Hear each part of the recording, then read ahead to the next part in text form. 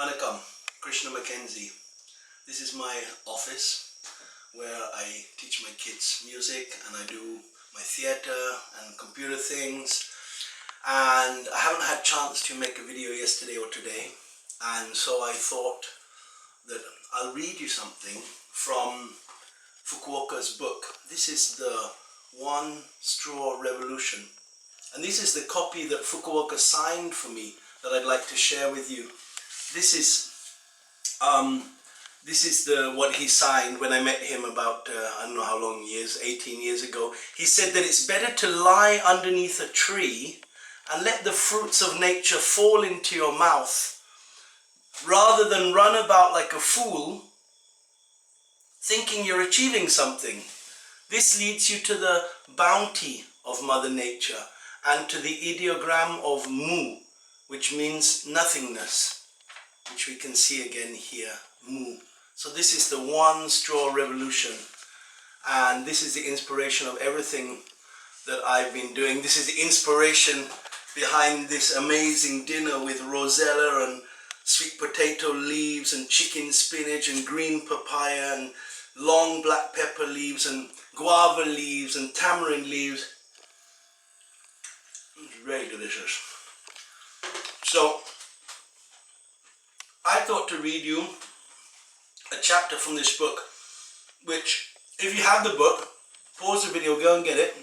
It's chapter Limits of the Scientific Mind, and it's found on page 74. I hope you're all sitting comfortably, and I'll begin. Before researchers become researchers, they should become philosophers.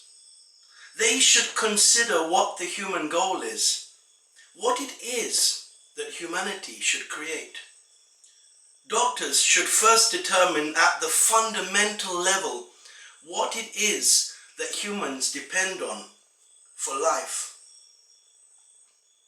In applying my theories to farming, I have been experimenting in growing my crops in various ways, always with the idea of developing a method close to nature.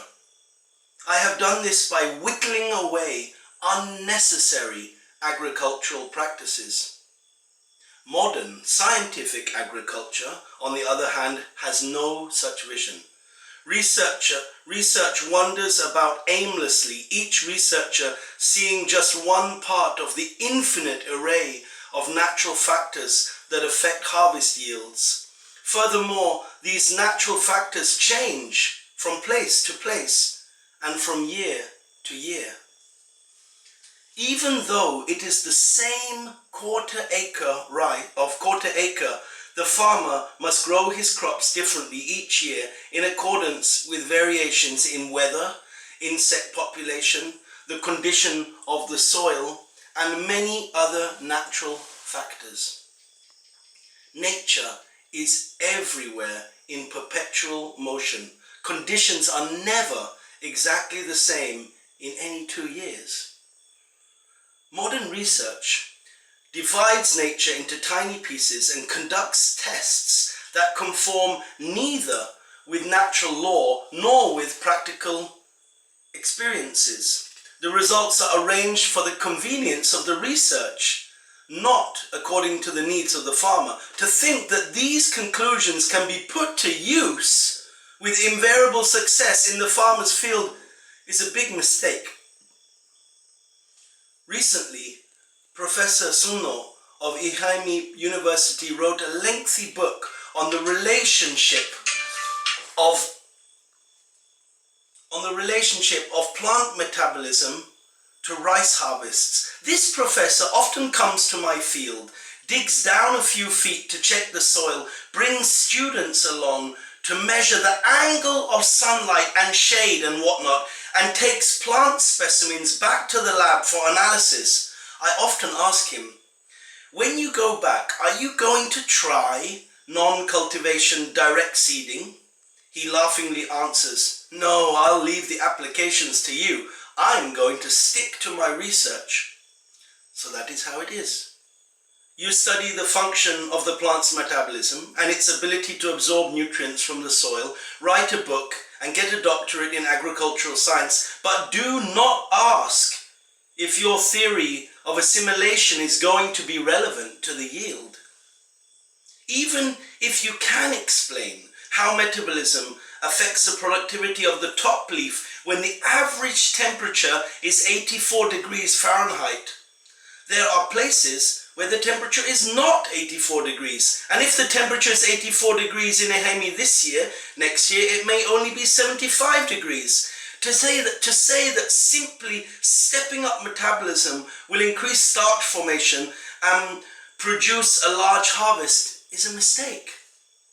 The geography and topography of the land, the condition of the soil, its structure, texture and drainage, exposure to sunlight, insect relationships, the variety of seed used, the method of cultivation, truly an infinite variety of factors must all be considered. A scientific testing method which takes all relevant factors into account is an impossibility. You hear a lot of talk these days about the benefits of the good rice movement and the green revolution.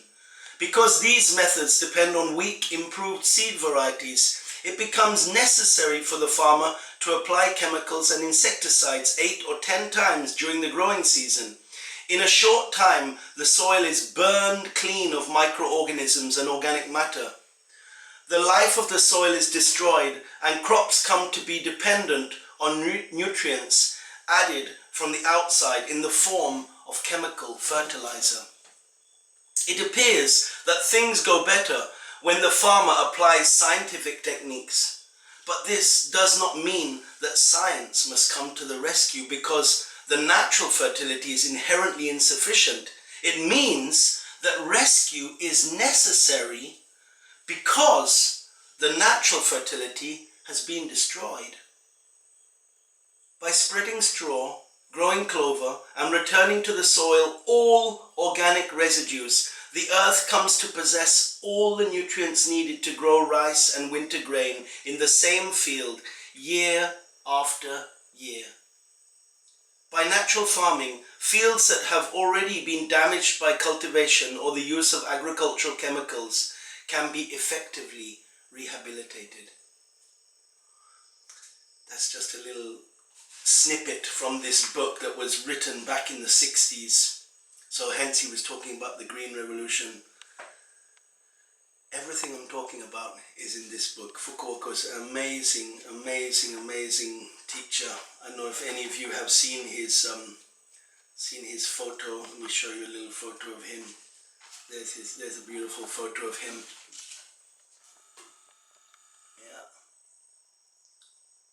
Sitting with him making clay balls in Dehradun was really amazing. Hearing all his little anecdotes and when you meet someone who doesn't have a concept, it's not an idea, it's not a belief, it's even beyond conviction. It's a knowing that this truth is true. And this truth is not only my truth, it's your truth. That's the real depth of Fukuoka. Get the book and read it, and then go and do gardening and farming. You'll love it. Guys, good night. Thank you very much. I'm going to have my salad.